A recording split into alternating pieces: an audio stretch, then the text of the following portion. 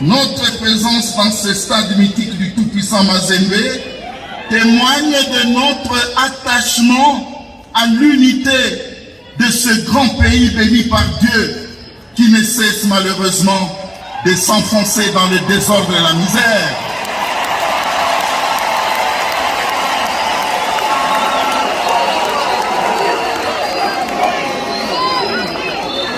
Comme vous le constatez, Éminence, ce peuple tient à son unité et à la cohésion nationale.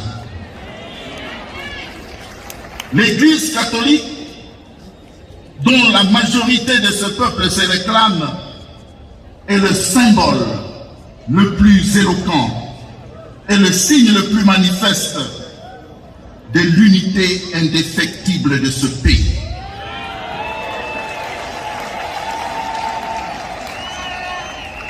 Logiquement, il est désormais clair que quiconque s'amusera à le diviser à cause des velléités politiques le trouvera sur son chemin.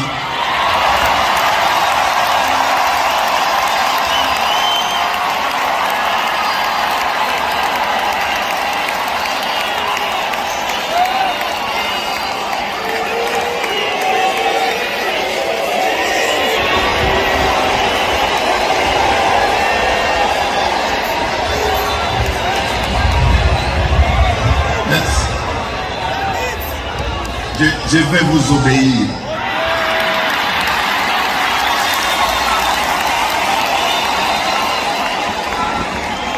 Logiquement, disais-je, il est désormais clair que quiconque s'amusera à diviser ce pays à cause des velléités politiques trouvera ce peuple sur son chemin.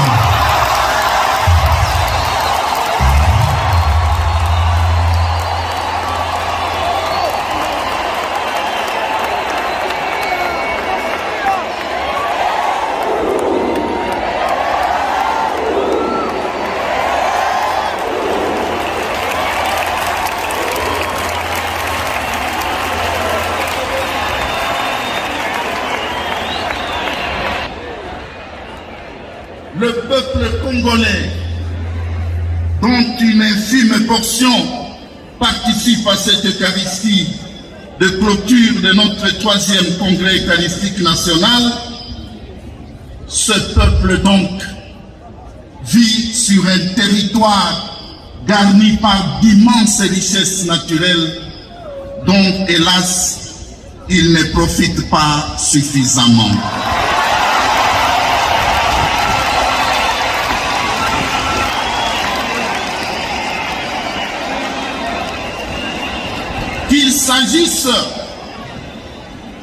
Qu'il s'agisse du cuivre et du cobalt d'ici au Katanga, qu'il s'agisse du diamant du Kasaï, ou encore du bois de l'Équateur, et des recettes douanières des frontières avec les 9 pays qui nous entourent,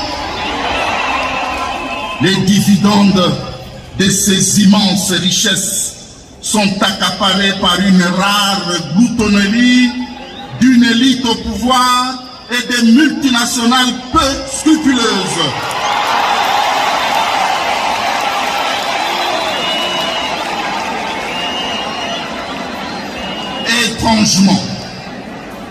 Étrangement, pendant ce temps, la population de tous les Congos, qui en est le propriétaire attitré, croupit dans la misère. Dans ces conditions, l'abîme entre le train de vie insolent de l'oligarchie politique et la majorité du peuple ne cesse de grandir dans l'indifférence générale de ceux à qui revient la responsabilité de gérer la chose publique. Dans ces conditions injustes et révoltantes, Éminence, le peuple congolais, dont l'échantillon se trouve en face de vous, ne désespère pas. grâce à la foi chrétienne, qu'il puise notamment dans l'admirable sacrement de l'Eucharistie, ce peuple croit fermement à des lendemains meilleurs.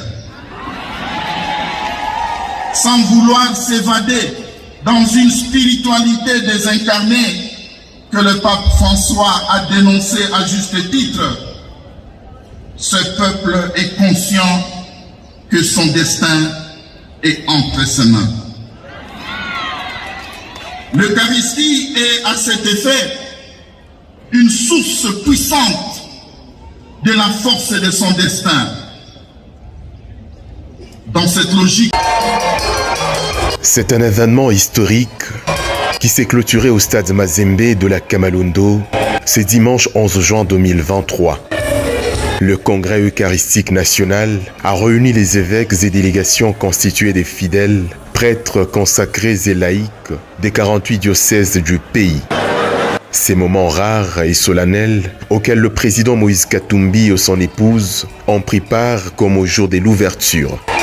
Le représentant du pape François, le cardinal Louis Antonio, célébrant principal, a centré son message sur le thème du congrès, tout en mettant l'accent sur l'essence de la souffrance des enfants d'Israël. Plus de 2000 enfants ont reçu la première communion et les couples qui ont fait plus de 50 ans de vie commune, sans interruption, ont été bénis et félicités par ces représentants du pape. Le Haut-Katanga, province qui a accueilli les 48 diocèses de la RDC, l'archevêque métropolitain de Lubumbashi, Fulgence Muteba Mugalu, a remercié le couple Katumbi d'avoir disposé gratuitement le stade Mazembe. Ce peuple donc vit sur un territoire garni par d'immenses richesses naturelles dont, hélas, il ne profite pas suffisamment. Qu'il s'agisse du cuivre et du cobalt d'ici au Katanga, qu'il s'agisse du diamant du Kasaï, ou encore du bois de l'Équateur, et des recettes douanières des frontières avec les 9 pays qui nous entourent, les dividendes de ces immenses richesses sont accaparés par une rare gloutonnerie d'une élite au pouvoir et des multinationales peu scrupuleuses. Pendant ce temps, la population de tous les Congos, qui en est le propriétaire attitré, croupit dans la misère. Dans ces conditions, l'abîme entre le train de vie insolent de l'oligarchie politique et la majorité du peuple ne cesse de grandir dans l'indifférence générale de ceux à qui revient la responsabilité de gérer la chose publique. Dans ces conditions injustes et révoltantes, Éminence, le peuple congolais, dont l'échantillon se trouve en face de vous, ne désespère pas. Grâce à la foi chrétienne, qu'il puise notamment dans l'admirable sacrement de l'Eucharistie, ce peuple croit fermement à des lendemains meilleurs. Cette logique, le 3e congrès eucharistique national, j'en suis convaincu, est une opportunité qui augure des bons lendemains de notre foi en Jésus-Christ et de la libération de notre pays des chaînes et des ténèbres, de la mauvaise gouvernance et de la corruption. Sachant que vous êtes ressortissants des Philippines, pays qui a connu les affres de la dictature il y a quelques décennies, mais qui s'en sort plutôt bien aujourd'hui, je confie notre pays, la République démocratique du Congo, que vous visitez pour la 2e fois en une année, à vos ferventes prières et à celles du Très Saint-Père. Comme vous le constatez, Éminence, ce peuple tient à son unité et à la cohésion nationale.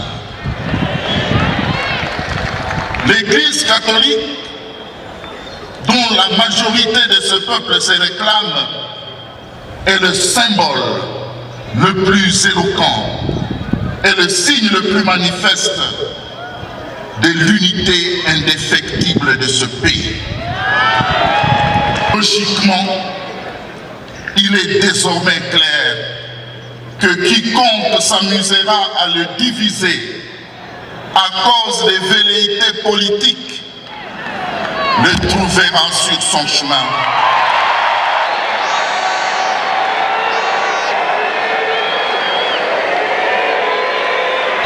Je vais vous obéir.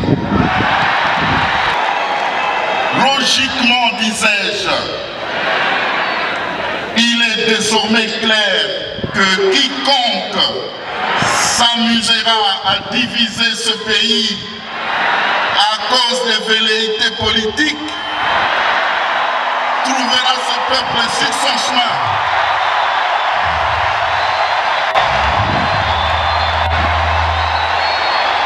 Ma gratitude s'adresse à Monsieur et Madame Katumbi qui nous ont offert